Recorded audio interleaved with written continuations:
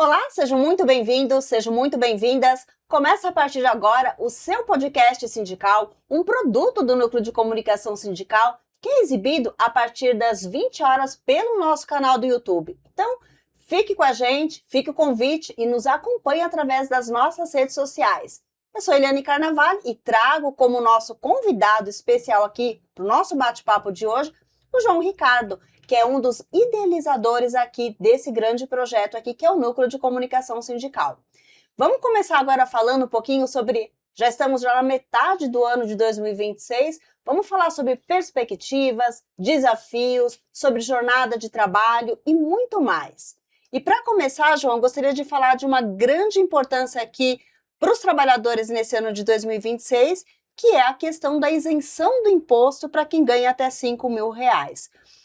É uma realidade, é um avanço histórico que representa a defesa da renda e o poder de compra do trabalhador. Como que você vê isso? Finalmente, eu acho que chegou aí esse avanço aí para os trabalhadores e já começa a fazer uma grande diferença. Exatamente. Olá, Eliane, né? Antes de mais nada, olá, trabalhadores também. Satisfação estar aqui com vocês, sempre com a classe trabalhadora. Eu acho que é um ponto importante, né? Um momento importante quando você isenta boa parte dos trabalhadores de pagar imposto, porque isso obviamente vai sobrar mais dinheiro no bolso desse trabalhador, que vai trazer aí um pouco mais de dignidade para ele, né? A tabela já está defasada por muitos anos, né? Inclusive, essa isenção ela poderia até ser um pouco mais extensa aí, até os 10 mil mais ou menos, que estaria mais ou menos dentro desse período que ela está defasada, né? Mas pode-se comemorar assim, porque é uma conquista importante dos trabalhadores isso, e que vai trazer aí, já está trazendo, né? Começou a partir de janeiro, mais qualidade de vida para os trabalhadores, que é um dinheiro importante que sobra no final do mês e que vai ajudar ali ou nas despesas ou de qualquer outra forma que venha aliviar um pouco o sofrimento da classe trabalhadora. E a gente sabe que esse impacto vai além dos gráficos, dos dados estatísticos, já começa a refletir, como você acabou de mencionar, no bolso do trabalhador, no bolso da família brasileira.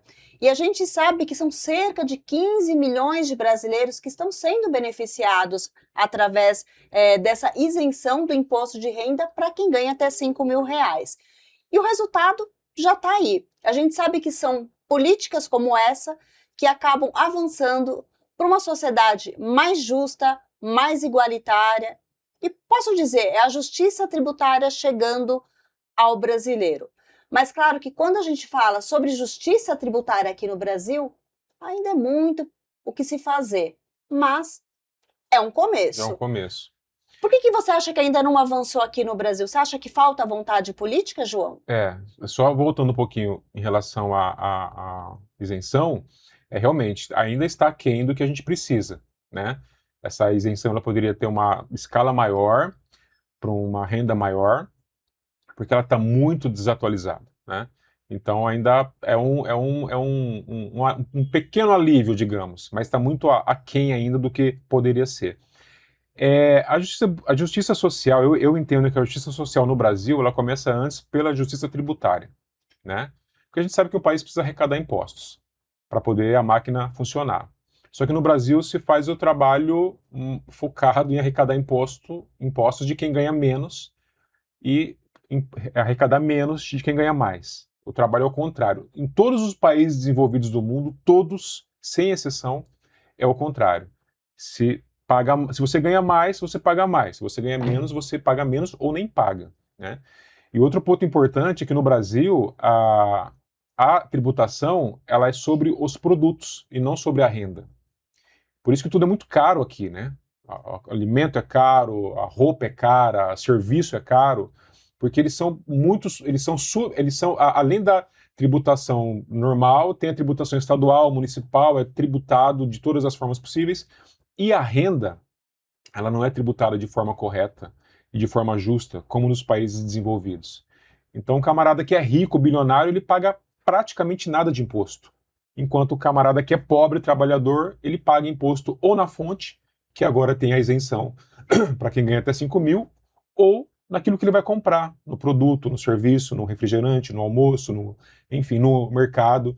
Então, o dia que essa lógica se inverter e a gente começar a trabalhar a tributação como os países desenvolvidos fazem, na renda, especialmente na renda dos que ganham mais, dos milionários, dos bilionários, aí sim a gente vai conseguir um equilíbrio maior, porque esse custo de vida alto que a gente tem hoje, de produto caro, de serviço caro, tende a baixar, o trabalhador com uma renda melhor tende a ter mais poder de compra, e aí a gente começa a ver algum equilíbrio ali, né? Mas até isso acontecer, a gente vai continuar assim ainda, vivendo de suspiros, assim como esse, da isenção para quem ganha até 5 mil. Mas já é um avanço. É um pequeno avanço, mas pode-se considerar, sim, que é um avanço.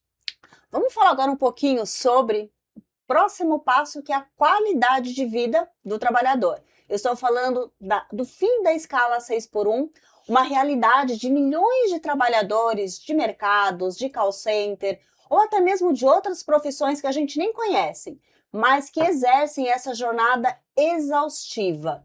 E a minha pergunta é, João, o Brasil está preparado para o fim da escala 6x1? Porque esse é um assunto polêmico. Polêmico. Polêmico para alguns, tá? Polêmico para alguns. Para nós, que somos classe trabalhadora, não é um assunto polêmico. O Brasil já passou da hora de acabar com a escala 6x1, né?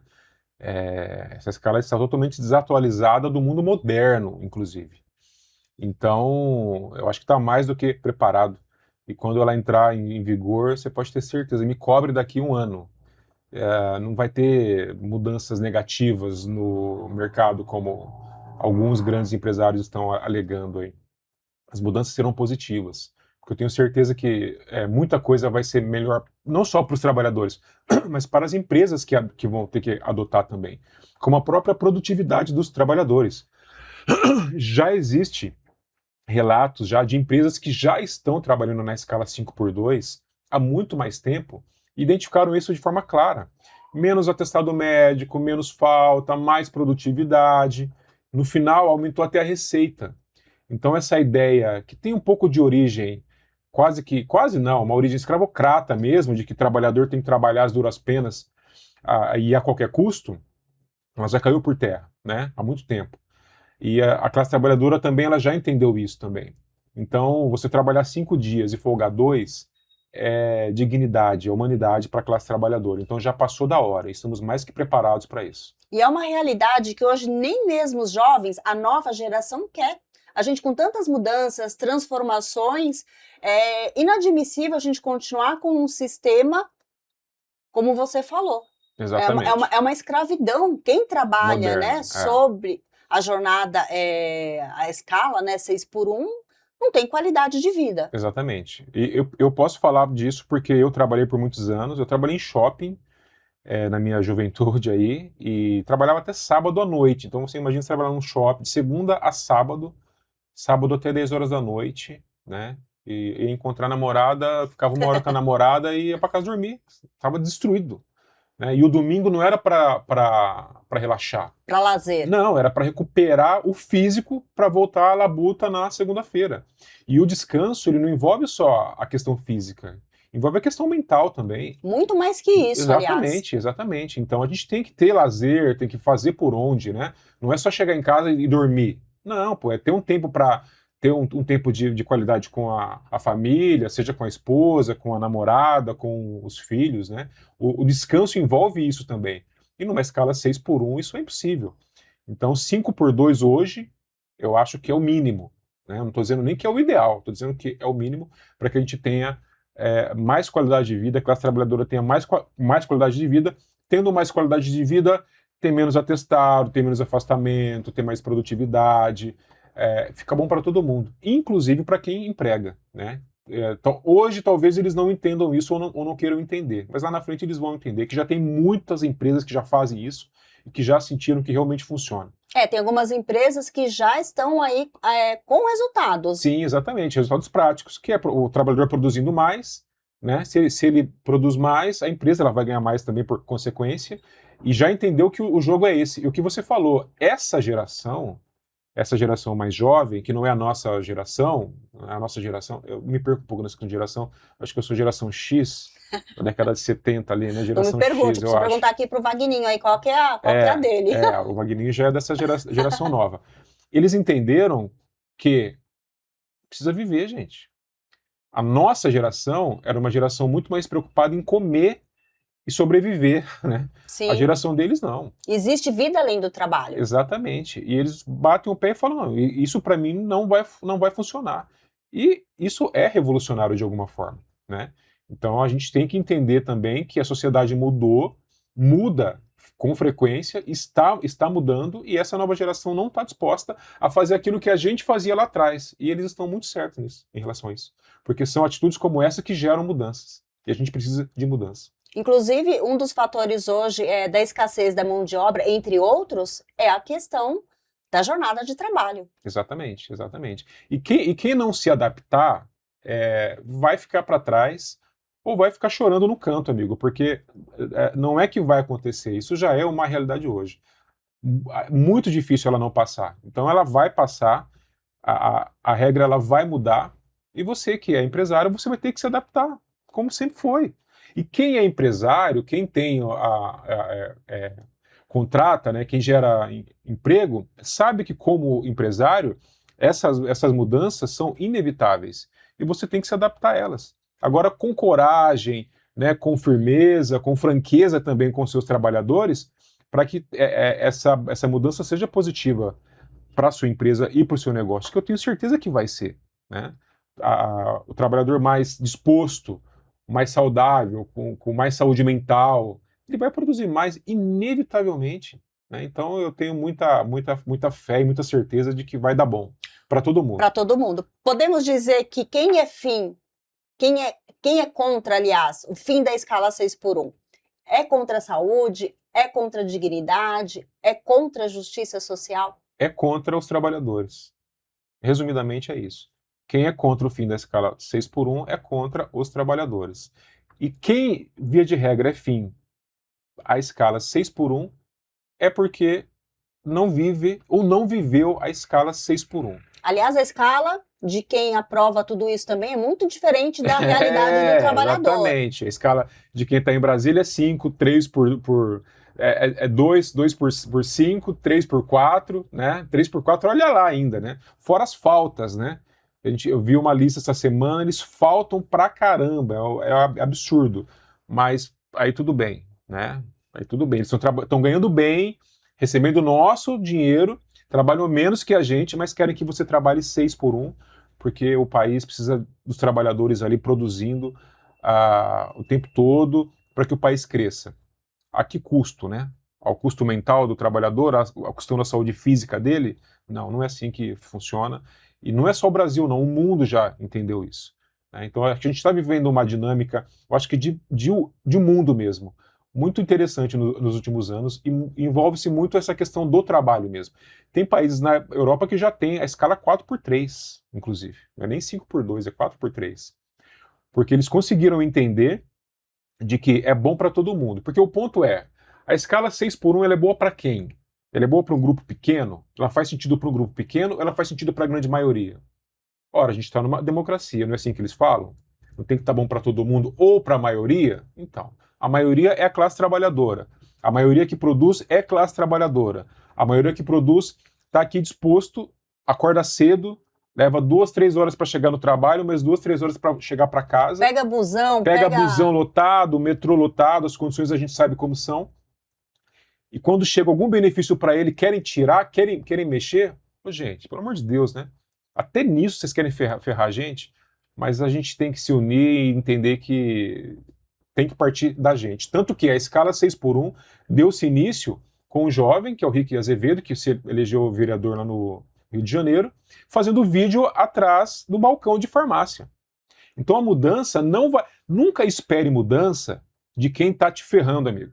Nunca espere mudança de quem está te oprimindo.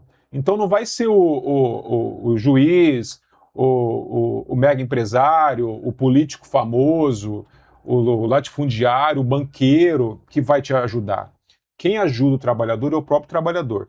E tem que partir da gente essa mudança. E mais importante que isso, é a gente saber eleger e muito bem quem nos representa em Brasília, especialmente no legislativo. Não adianta você eleger um presidente que você gosta e votar num deputado que é contra tudo aquilo que você acredita. É até desconexo isso. Você vota num presidente que defende os trabalhadores e vota num deputado que defende as empresas. Não, amigo. O legislativo é tão importante, ou mais até diria, que o próprio presidente. Se você elege deputados, senadores, até nos municípios mesmo, vereadores que são compromissados com a classe trabalhadora, a classe trabalhadora vai ter representantes de fato lá que vão defender os nossos interesses. Agora a gente vê os caras vindo em público, na maior cara de pau, falar contra o trabalhador e você vota nele. E, aliás, então isso precisa mudar para ontem, não é para hoje, é para ontem, pelo amor de Deus. Votem em gente que te representa. Não se apegue à religião, porque ele é influencer, porque eu acho ele bonito, ela bonita, porque ela fala bem. Não, vota, amigo, em quem se parece com você. Você tem que votar em quem se parece com você, que tem a mesma vida que você, ou próximo daquilo. Ou que, de fato, externe ali a defesa dele dos seus interesses. Porque aí sim a gente vai conseguir ter um país justo, ter um país igual. Então, para de votar porque o pastor falou que tem que votar, porque é um homem de Deus. Para de votar porque você acha que aquela influencer que tem milhões de seguidores e ganha milhões por dia, ela está andando e para você. Vote em pessoas que são como você, iguais a você, que esses sim, de fato, vão te representar, e aí sim a gente consegue ter uma mudança efetiva na vida, no dia a dia da classe trabalhadora. Aliás, o que eles querem é afundar, enterrar mesmo a PEC. O objetivo é esse, mas não vão conseguir, não. Já tem inclusive uma mobilização aí nas redes sociais, a população também está participando aí, já está indo para as ruas, né? Existe aí o plebiscito da escala 6x1. Sim. Acho que as pessoas, o trabalhador que vive essa realidade já está indo para as ruas, né? E Sim. lutar por esse direito. A gente está falando de um direito que é do trabalhador, que é o descanso, Exatamente. que é a qualidade de vida. Exatamente, é um direito básico, mas a gente tem fé que vai dar bom. E falando nisso, quando a gente se tem uma escala exaustiva, a gente fala no quê? No adoecimento mental. Infelizmente, só em 2025 nós tivemos um recorde de afastamentos por conta de jornadas exaustivas, por conta de problemas com a saúde mental. E a minha pergunta é, a gente está banalizando uma sociedade que caminha para uma saúde mental precária? Porque é isso que a gente percebe no dia a dia, né? Como que você enxerga, como que você avalia essa questão da saúde mental para os trabalhadores? Nós temos, inclusive, a NR1, que já é uma norma que já existe. Esse ano de 2025 foi um período de adaptação, né, para as empresas. Elas vão agora ter que identificar quais são esses riscos psicossociais e implementar, colocar na prática. E, nesse sentido, você acha que as empresas hoje estão tendo esse olhar, vão ter esse olhar aí para essa questão da saúde mental? Eu acho que se ela não tiver esse olhar, ela vai ter sérios problemas, né? E sérios problemas ligados a prejuízo, inclusive. Eu acho que, eu não estou dizendo todas as empresas, né? Porque a gente sabe que tem empresas boas, sérias e tal, mas tem algumas empresas que elas veem o trabalhador apenas como um número, né? Apenas como um ativo ali da empresa. E se esquecem que são pessoas. E a questão da saúde mental, ela é uma questão recorrente no dia a dia do trabalhador por uma série de questões. E uma delas é a falta de compromisso de muitas empresas em relação a isso. Então, a NR1 ela traz as normas, né, que têm que ser seguidas. Inclusive, esse ano está valendo, mas é um ano de adaptação, né? A partir de 2027 que vão começar a efetivamente ser ali aplicadas as multas e tal. É uma forma que o Estado encontrou de tentar proteger a saúde mental dos trabalhadores, que por consequência interfere em tudo, na saúde física e uma série de outros problemas. Então eu acho que é muito inteligente as empresas se atentarem sim a isso, para ter trabalhadores cada vez mais saudáveis, produzindo mais e melhor, que é mais importante, né? do que ter trabalhadores correndo risco aí e, por consequência, também trazendo prejuízo para as próprias empresas. Então, é sim um ponto importante. A gente sabe que a saúde mental hoje é o principal problema da humanidade, né? A gente vive num mundo caótico. A gente brinca, né, que ninguém está puro, que para sobreviver está difícil, Sim. né, cada vez mais. E então a gente entende que é um passo importante, sim, que as empresas têm que ter um olhar mais cuidadoso para essa área, para que cuide melhor da cabeça dos trabalhadores, porque a gente vai precisar ainda durante muito tempo. E muito. Muito. Achei até interessante, o Sindinutri, que é um sindicato de nutrição aqui do estado de São Paulo, estive batendo um papo com a Consolação, que é quem preside hoje o sindicato, ela está trazendo, ela está aplicando dentro do próprio sindicato, através de um formulário, né, para saber como que está essa questão da saúde mental. E os sindicatos também têm um papel importante nisso. Exatamente. O sindicato tem um papel fundamental, né? E aí ações como essa do Sindinutri, da Consolação, mostra o quão o sindicato está comprometido com o seu papel de fato. Você viu que ela deu início a isso dentro da própria instituição. Tamanha é a preocupação dela com esse tema, né? Então, certamente, essa campanha vai se estender também para os trabalhadores, né? Eu acho que o papel do sindicato vai muito além da defesa dos trabalhadores nas questões trabalhistas. Eu acho que o papel do sindicato está ali dentro do terceiro setor, envolve outras coisas também. Isso é uma delas, não só de fiscalização, mas de conscientização também da sua categoria, daquilo que é importante, daquilo que é válido em relação a pautas fora até da esfera trabalhista, né? Que muitas vezes muitas pessoas entendem que o sindicato está para negociar salário e benefícios. Não, o sindicato faz muito mais que isso. Está muito além disso as atribuições do sindicato, né? Então a gente entende que o papel do sindicato nessa situação também é fundamental. Não só como de fiscalizador, mas também para conscientizar a classe trabalhadora do problema. Vamos falar agora um pouquinho sobre relações de trabalho e precarização. A gente debateu um pouquinho sobre jornada de trabalho, falamos um pouquinho sobre saúde mental, e outro fenômeno que avança silenciosamente é a questão das novas formas de trabalho. Eu estou falando sobre pejotização, precarização, e que tem muito a ver com a perda de direitos. Nesse sentido, o que mais te preocupa, João, quando a gente olha para o futuro do trabalho no Brasil? Olha, a gente passa por uma situação e um momento delicado em relação a isso. Por quê? Porque há muita desinformação, e que muita gente compra essa desinformação como se essa desinformação fosse verdade. A CLT, ela foi criada para proteger o trabalhador, tá? E ela existe até hoje. Se ela está ultrapassada, se ela está velha, se ela é antiga, enfim, isso são pontos que a gente pode questionar e debater, ok. Mas que sem ela, a vida do trabalhador seria muito pior. Se tem ajustes que tem que ser feito ali ou acolá, a gente pode questionar isso, né? A gente pode dialogar sobre tal. Mas da forma como se vendem a CLT, como se ela mais atrapalhasse do que ajudasse o trabalhador, é uma mentira sem tamanho isso. Eu vou te dar um exemplo. Quando chegou a pejotização, muitas empresas diziam assim, eu vou pejotizar, eu vou te pagar o salário, eu vou pejotizar você, a gente vai te fazer um contrato de PJ e o seu salário é 2.000 e eu pago 3.000, né? Eu pago 2.000 de salário, eu pago R$ 1.000 de impostos e tal.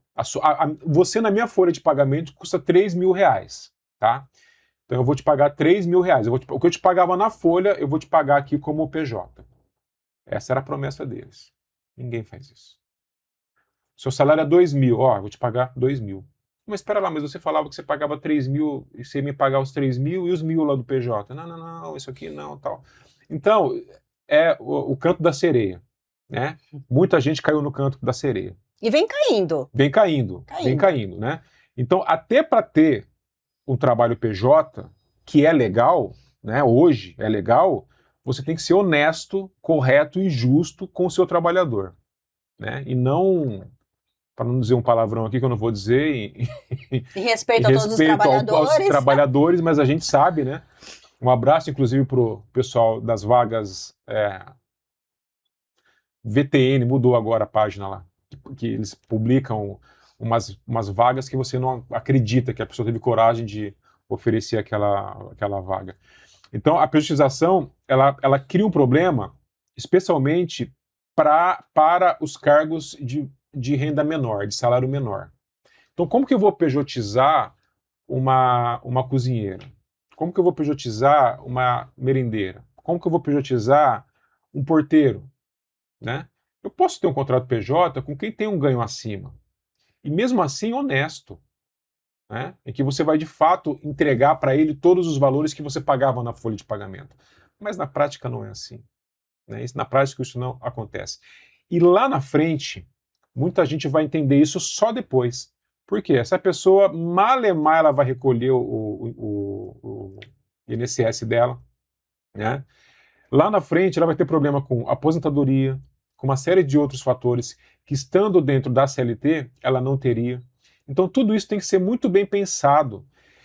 Mas as relações, quando elas tomam um formato em que o que está em cima, o que tem mais poder de barganha, isso acontece, ele determina as regras, aí qual que é a vantagem para o trabalhador? Nenhuma. Nenhuma. Então, isso precisa tomar-se muito cuidado para que isso não se alastre de uma forma com que pareça que é um benefício para o trabalhador, mas que no fundo está disfarçado ali de algo maléfico para o trabalhador, de algo ruim para o trabalhador, que vai trazer mais prejuízo do que lucro para ele.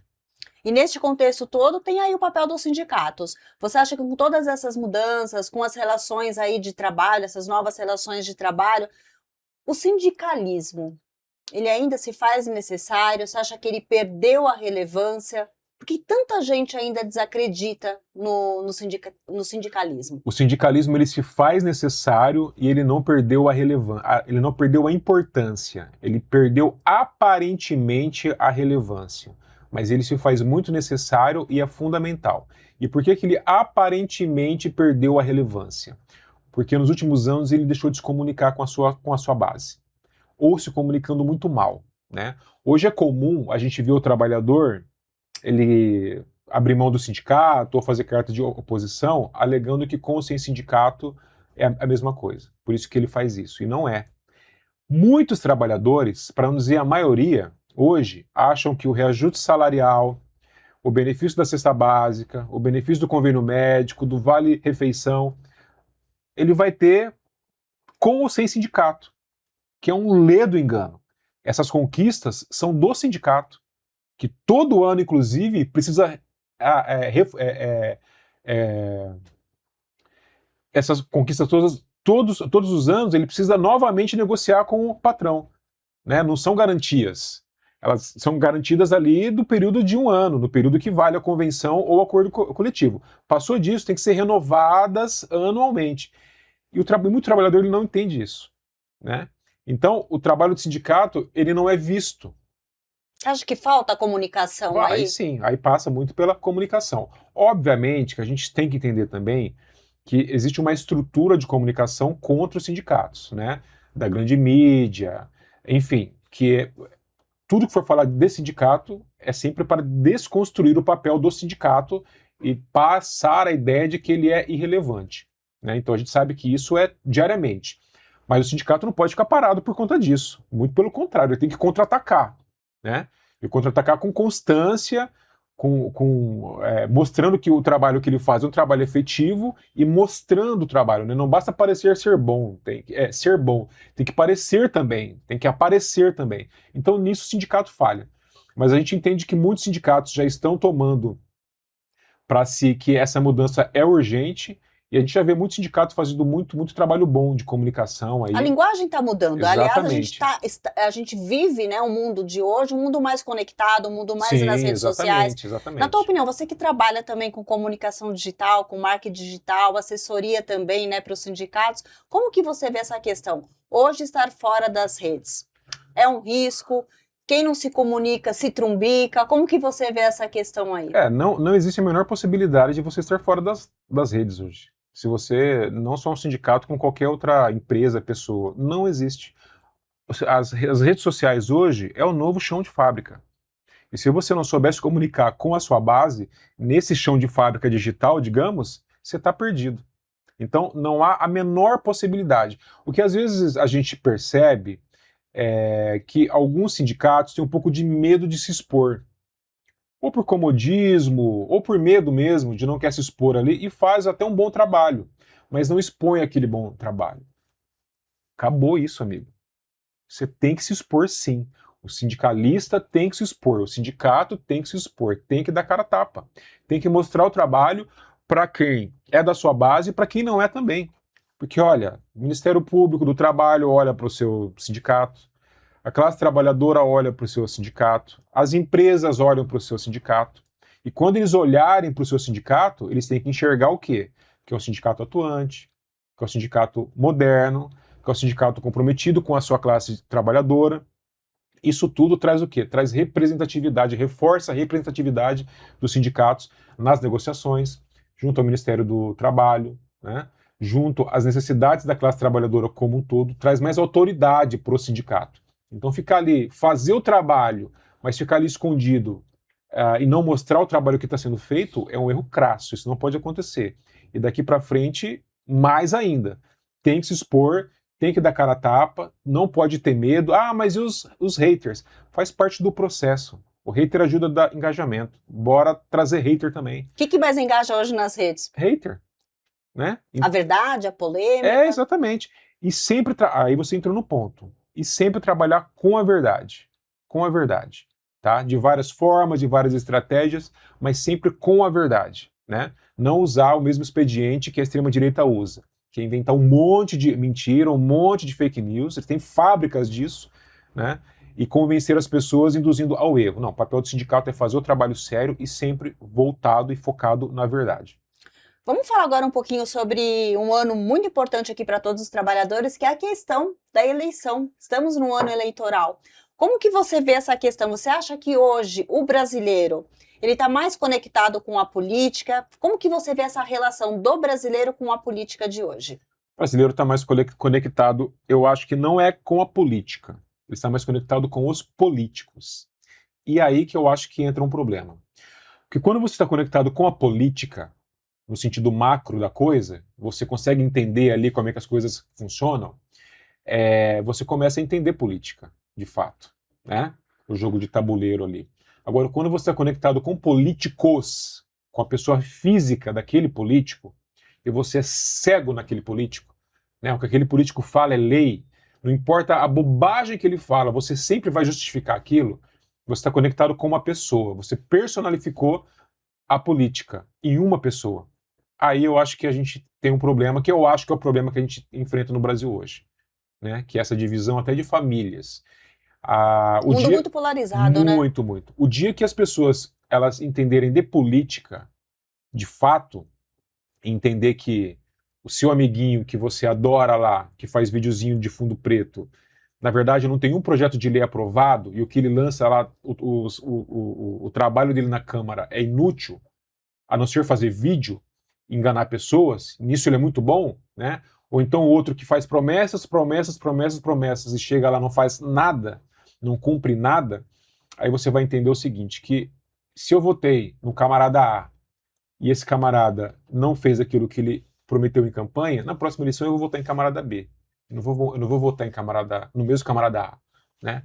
Ter essa e quando você entende política e enxerga política, é assim que você pensa. Agora, quando você pensa e vê apenas políticos, aí vai ser sempre isso. É o dele contra o meu, é o meu contra o... E vira uma coisa, essa panaceia louca que é a política brasileira. Aqui. Essa narrativa, né? É. Eu quero aproveitar, quando a gente fala e olha para o Brasil, ainda falando um pouquinho sobre política, tudo está interligado. A política, as redes sociais, trabalho, comunicação, até a forma como você acabou de falar, de como as pessoas vivem, de como que elas se relacionam com a política. E isso levanta aqui uma questão aqui para mim no dia de hoje. Hoje, a ideologia, você acha que ela influencia ainda as decisões políticas? Você acha também que o voto hoje, ele é mais racional ou ele é mais emocional? Não, o voto hoje é cada vez menos racional. Isso a gente tem é aquilo que eu falei no começo, um desenho claro disso é o nosso legislativo em Brasília, né? É uma galera assim, e que foi eleita por trabalhadores, mas que não defendem os trabalhadores com ideias do século XIX, e os trabalhadores estão lá e elegeram aquela galera. E quem elegeu foram os trabalhadores, não foram os ricos, foram os trabalhadores, que quem elege são os trabalhadores. É a maioria. Então vota-se por demoção, vota-se por uma questão religiosa, né? Se misturou muito isso também, né? O camarada que é religioso, o pastor que toma o púlpito ali como um palanque e sem nenhum pudor ou vergonha vai lá e vota nesse aqui, ora por esse aqui, abençoa esse aqui. É a construção da narrativa. Dessas narrativas nefastas, digamos, diga-se de passagem, né? Então a gente tem esse problema que isso atrapalhou muito a gente e vem atrapalhando, porque as pessoas misturaram tudo num balaio só. Então se é católico, evangélico é bom, se é ateu, feminista é mal, se é da direita é pró-família, se é da esquerda não é pró-família. E a gente sabe que no fundo essas pessoas, especialmente as pessoas de extrema direita, de direita e de extrema direita, o modus operandi dele é qual? É tirar o foco daquilo que importa e focar naquilo que não tem importância quase que nenhuma. Então, por exemplo, eles falam muito de moral e família, né? Adoram falar de moral e família. Não resistem a uma consulta no histórico de navegação da internet deles, tá? Não resistem, né? Mas adoram falar de moral e família. Eles não falam sobre qualidade de vida para o trabalhador, eles não falam sobre saúde, eles não falam sobre educação. Ou quando falam, eles sempre pegam ali um ou outro ponto das questões morais que eles defendem, né? Defendem, mas não praticam, nas questões morais e até religiosas, e aplicam junto do contexto de saúde e dentro do contexto de saúde e educação. Mas sempre com pautas que vão trazer atraso àquilo que já está caminhando. Então, tira do foco o trabalhador, a pessoa, o cidadão médio, daquilo que realmente importa, né? Que é qualidade de vida, que é mais dinheiro no bolso, que é a escala 5x2, que é uma saúde de mais qualidade, que é mais tempo com a sua família, que é um salário não tão achatado quanto é hoje, para poder comprar mais e viver melhor. Isso, a pauta deles não é essa. A pauta deles é família, é Deus, pátria e família. Porque isso tira o foco daquilo que realmente importa. O que realmente importa? Isso que eu acabei de falar. Só que para isso melhorar, para isso mudar, é necessário mudanças estruturais profundas. E essas mudanças partem aonde? Começam aqui, mas elas são efetivadas em Brasília. Só que se nós temos lá deputados que usam desse expediente para lubridiar os seus eleitores, para mantê-los ali controlados, não vai acontecer mudança nenhuma. Porque para os donos do poder isso é ótimo. Ó, a galera está controlada aqui, tá? Não vai ter problema nenhum da gente mexer aí no imposto de renda dos ricaços, por exemplo. A gente não vai deixar passar. Porque a gente vai colocar na cabeça do pobre e do trabalhador que isso vai afetar a vida dele. Tá? Então, ó, fica tranquilo que não vai a taxação de grandes fortunas, ela não vai passar. Porque a gente vai colocar na cabeça do trabalhador e do pobre que a gente vai taxar o Celtinha dele.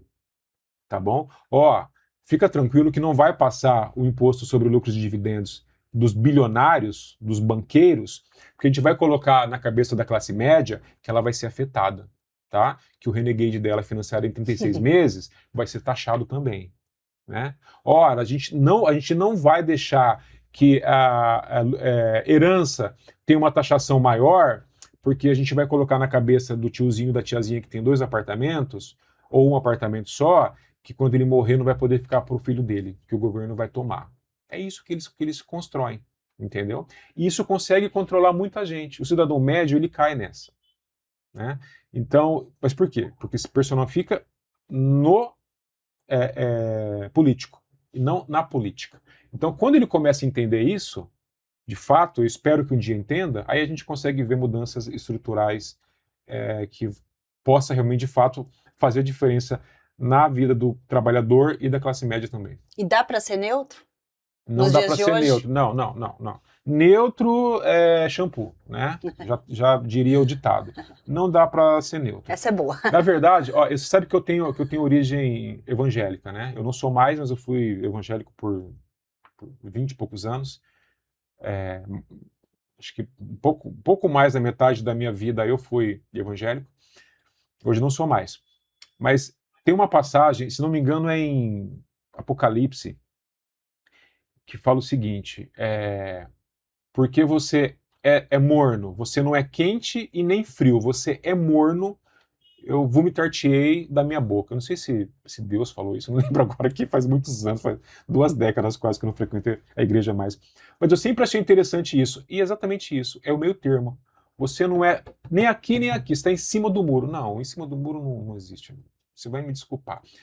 Existe o quê? Existe aquela pessoa que ela vê exageros dos dois lados. Beleza. Isso aí eu entendo. Ó, isso aqui eu não acho legal, isso aqui eu também não acho legal. Que a gente chama de centrista, né? Mas em cima do muro, de fato, ninguém fica. Todo mundo tem um lado. Seja para mais ou para menos daquele lado, mas todo mundo tem um lado. E eu acho importante isso, eu acho da democracia isso. Porque fica até mais fácil para a gente lidar, né? Eu sou progressista, eu sou de esquerda, eu sou classe trabalhadora. Ah, eu tenho um CNPJ. Eu tenho, mas eu sou classe trabalhadora, porque eu vendo a minha força de trabalho. Se eu não vender minha força de trabalho, eu não recebo. Então, se você pode ter uma empresa de 5, 10, 15, 20, 50 funcionários, você também é classe trabalhadora, amigo. Continua Você sendo, continua né? sendo. Você é um pequeno empreendedor, classe trabalhadora, que se você não acordar cedo, não organizar a sua equipe, não vender, não pagar os salários, a coisa não vai funcionar. Eu sei como que é isso. Então, é classe trabalhadora. Agora, se você vive de renda, amigão, se você é o cara que tem 50 mil funcionários e vai na sua empresa 2 vezes por semana, olha lá, esse cara não é classe trabalhadora, esse cara é o rico, né? E outra coisa importante é que a classe média dos pequenos empreendedores tem que entender que vocês estão muito mais perto da classe trabalhadora, que ganha 3, 4, 5, 10 mil reais, do que do milionário que ganha 200 mil, 500 mil por semana, por exemplo. Você está muito mais perto daqui do que de lá. Então você tem que defender os que estão aqui, porque os que estão aqui são iguais a você.